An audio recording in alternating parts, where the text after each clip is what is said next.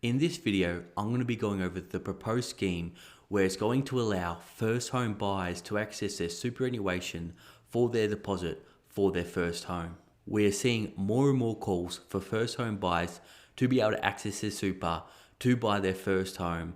I'm going to talk about how this is going to affect property prices and housing affordability, and if it's really going to help first home buyers at all. So sit back, relax, and let's get into it. And if this video brings you value, please tap that like button for the whole YouTube algorithm. It really helps out the channel a lot. And comment your thoughts below. What do you think? Do you think Australians should be able to access their superannuation to buy their first home? And subscribe for the latest property market and economic news here in Australia. Okay guys, so as we see here, super withdrawals could see Aussie housing market supercharged. Over 600,000 Aussies made this financial move in the pandemic. Now a proposed change would see it happen even more. The effect would be profound. So how much of a profound effect do you guys think would happen? Definitely what it would do is affect the lower end of the market where it has the most amount of first home buyers, but within the markets where properties are $1 million plus, and may not see that much of a change to those markets. Okay, it says there are a few things in the world that get Australians talking as much as property prices. And you betcha, that's what this channel is all about, property prices. Whether it's talking heavily geared investment properties at a backyard barbecue or first home buyers discussing a potential purchase around the dinner table, property is never far from many people's minds. And that's exactly right. All of us here in Australia, we're obsessed with property. We love property, and for good reasons. It's definitely helped fill all our piggy banks. A lot of people in Australia have definitely made a lot of money from property, and a lot of people that aren't in property want to know how to get in. In Australia, I think we have some of the most beautiful homes in the world, and I definitely love looking at properties, not just about property prices. And since the pandemic began, avid watchers of real estate have certainly had a lot to talk about. And that's true. We've been talking about property on this channel. Last year, it looked like there was going to be a severe downturn in the property market, but because of the quick recovery in the economy, the low interest rates, all the government schemes like the 5% first home buyer deposit scheme, the home builder grants, stamp duty savings, people have just taken their money and put it somewhere safe, and they think that's property. But as the property market heats up, what some analysts are predicting will be a boom year. There is one factor playing a role in ongoing price growth which may have been overlooked: superannuation withdrawals. And that's something I've been talking about here in the channel. Now the mainstream media is starting to cover it. I said what I think a lot of first home buyers would have done is they would have withdrawn money out of their superannuation if a couple could take out up to $40,000 together. And with the government's 5% first home buyer deposit scheme, they could go out there and buy a property, $700,000-800,000, and that's without saving any money before. The big issue for first home buyers was not really the repayment so much, but it was more saving the deposit while paying rent because the cost of living is so high. So with this superannuation withdrawal scheme, all of a sudden people that couldn't save up a deposit for the life of them all of a sudden had a bunch of cash, and they just have to let it sit in there in the bank long enough for the bank to regard it as genuine savings. Because at the start, the banks weren't letting people use their super as genuine savings for a deposit. But once it's been in there for 6 to 12 months, the bank won't really ask about any transactions before then. So when the Morrison government first allowed people to withdraw up to $20,000 from their superannuation from April last year, it was intended as a measure to help struggling households through the worst of the pandemic. And I think not many people really understand how powerful this was. During the past recessions, people weren't able to access their superannuation, but think of it, some families got $40,000. This is why we're seeing a boom in a lot of parts of the economy, because so many households have all of a sudden got more cash than they've ever had before. That's why the saving rate is up so much. That's why there's some trades, there's some home improvements, departments that have been doing better than ever because of this scheme. During the roughly 9-month life of the program, around 3.5 million people withdrew a cumulative $36 billion, with around 500,000 all but emptying their accounts entirely. And that's something that's pretty worrying. A lot of Australians, even though they may have used this to get a house, a lot of their superannuation funds are getting low, And I hope this doesn't become precedent, and I hope that we don't see a bunch of people in 30 years not being able to retire because they drained their super balance. But what I always like to preach, you don't want to depend on your super. You want to take your financial independence journey into your own hands. You can't rely on the government. The government's not going to be there to save you in retirement. So you got to start an investing and savings plan where you invest for the long term, invest your retirement. Not financial advice, but just what I do is I dollar cost average into index funds, which give an average return of around 9 to 10% in the stock market. Diversify into things like precious metals and cryptocurrencies as well. And who knows in the future, property. While the government's intention may have been for super withdrawals to provide a much needed boost to household budgets during the pandemic, it didn't really end up working out that way for many who made one or more withdrawals.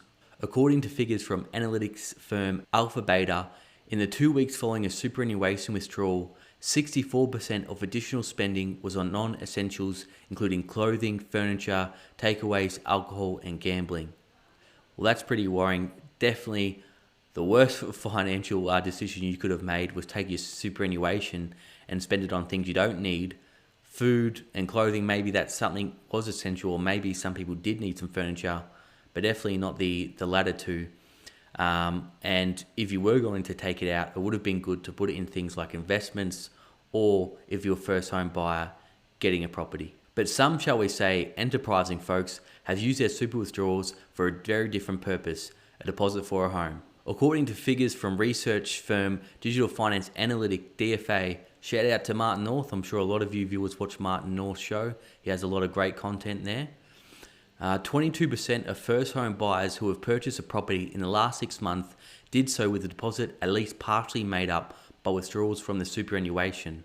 A further half of those withdrawals withdrew the maximum $20,000 from their super over the course of the policy 2 rounds. Geez, 22%, I thought it might have even been higher than that, but who knows, maybe we may see some more purchases this year. It is true that first home buyer activity in the market was trending up before the pandemic hit, but since it arrived, it has become a driving force supporting rising property prices. And that's right, the first home buyer activity was trending up because of the announcement schemes like the first home buyers grants, where you get $20,000 here in regional Victoria if you build, the 5% first home buyer deposit schemes, the stamp duty concessions for first home buyers, and the home builder grant. With all these incentives, some first home buyers are saving up to $70,000, $80,000 when they're building their first home. According to data from Australian Bureau of Statistics, in December 2019, just before the pandemic arrived, there were 9,719 first home buyer finance commitments for December 2020.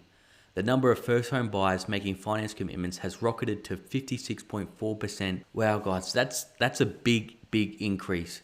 And this is definitely a key factor while we're seeing property prices go up, and especially in the regional markets and more affordable markets where the first home buyers can make the most of these grants. The explosion in demand has seen the number of first home buyer finance commitments rise to the highest levels in 11 years, and very nearly the highest on record. Only the period dominated by the Rudd's government's first home buyer grants in 2009 showed a higher level of activity. So what this has created, with property prices falling just slightly this year and all these schemes, this has created a year to 1 year window for first home buyers to get in with these low interest rates and actually be somewhat affordable.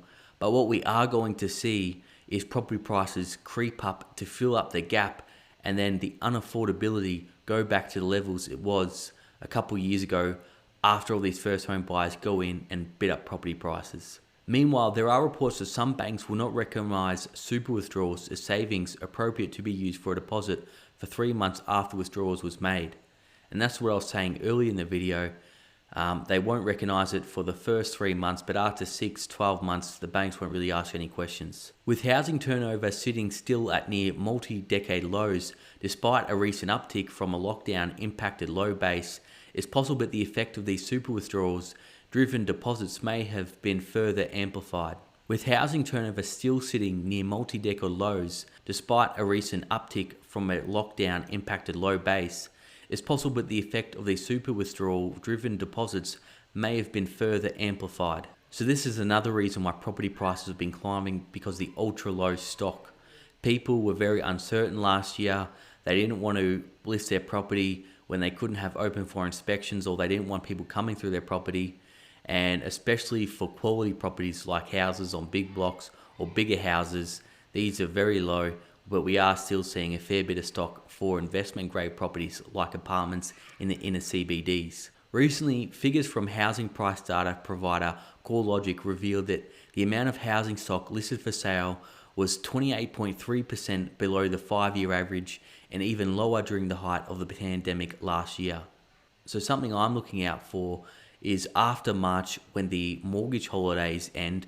Now, it's not going to happen straight away. It may take 3, 6 to 12 months before we start seeing some of those stress properties come on the market.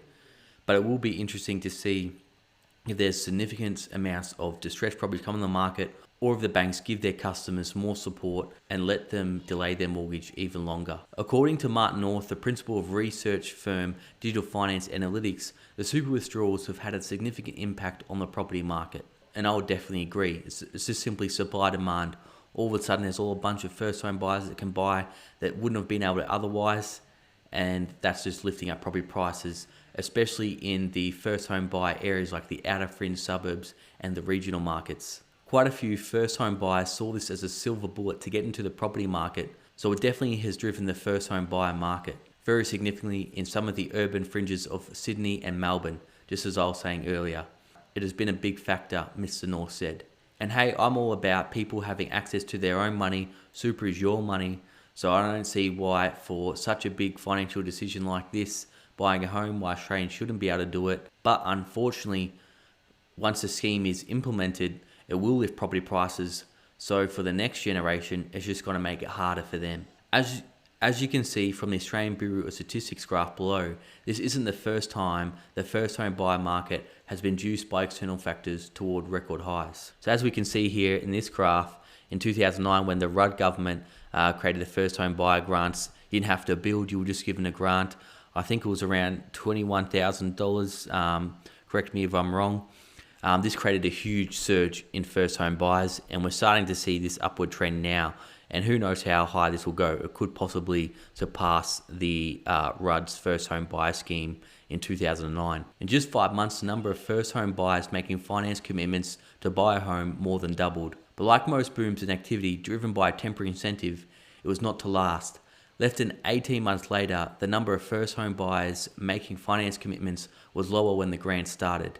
And you know why? Because it makes housing more unaffordable, and it doesn't help out first home buyers. It just helps out the property developers, it helps out the politicians that own a bunch of property, and it helps out property investors. According to data from Digital Finance Analytics, we may already be seeing signs of demand beginning to weaken. The forward demand from first home buyers in my data is coming down because they don't have the same access to government incentives they had previously, and super withdrawals have come to an end, Mr. North said. So that's something I do expect after about 12 months, once most of these first home buyers that took out their super have brought.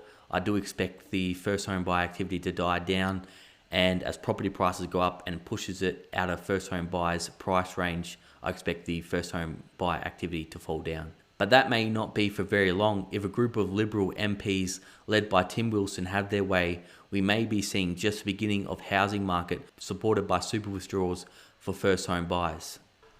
Under proposed plans, first home buyers being able to withdraw part of their super to use as part of a deposit for a first home will become a permanent fixture. As it stands, the proposal is just that, a proposed legislation. It is yet to become government policy backed by the Coalition Party or Prime Minister Scott Morrison. But this is something I always see in the media. I see huge amounts of lobbying for things like this. They will just keep pushing and pushing this until it gets enough support by the public, because hey, I'm sure a lot of first home buyers would want to access their superannuation, and if the coalition does decide to support this, if it becomes popular, because we all know politicians do what's popular, then I'm sure it will get passed. However, a significant number of cross-bench senators have already voiced in principle support for it. Where first home buyer demand and property prices will head from here remains uncertain, as Australia and the world continues to come to grips with the pandemic. And that's right, so far with the current data, it is looking bullish for property prices. We could easily see 5 to 10% property price growth this year. But hey, who knows, with this pandemic, it's very unpredictable, and there is so much unknowns. But ultimately, if super withdrawals become a normal part of first home buyer deposits, we may see history repeat itself as first home buyer demand rockets to new record highs. So guys, what do you think of this? Do you think Australians should be able to have access to their superannuation to purchase their first property? Me, I think, hey, if it's their money, they should have the choice to do it. Unfortunately though, it will put a dent in their retirement savings. We may see a generation of Australians not able to retire because they used up so much of their superannuation for property. But hey, if what happens like what the property brokers say, if property doubles every 7 to 10 years, if they bought a property for $500,000, maybe they'll have a $2 million property when they retire and they'll be able to sell it and live off that. Who knows?